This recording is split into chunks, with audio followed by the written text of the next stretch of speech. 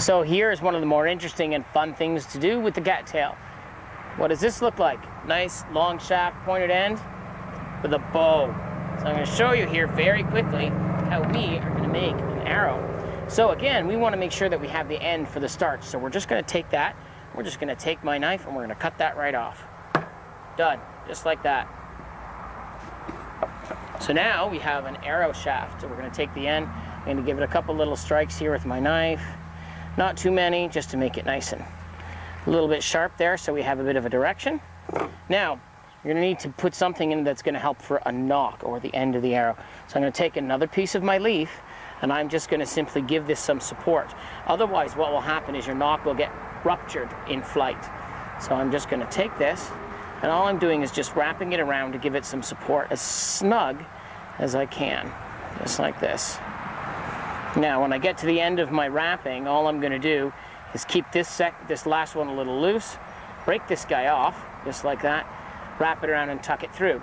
And again, the only thing this is for is just simply so that when the bow hits this, it's not going to blow it apart. So let's go ahead here and do this. Now again, don't do this in a compound bow. You're going to hurt yourself. Please don't do this in a compound bow. These small, light 30, 40 pound draws are about really the only thing that's capable. So this guy here is almost done. I'm just going to keep weaving this piece of rope in here. There we go. I'm sorry, it's not rope. It's the cattail thing that is as good as rope. Cattail leaf. Let's weave that in. There we go. So I got my bow and I got my makeshift arrow here.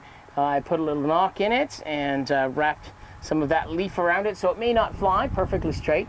Let's take a look here and see how it goes. Again, use this only on a slight draw bow. You don't want to put this in your compound bow or crossbow because you're going to end up blowing them to pieces. Let's give this a try and see how well it works. We're going to draw it right back.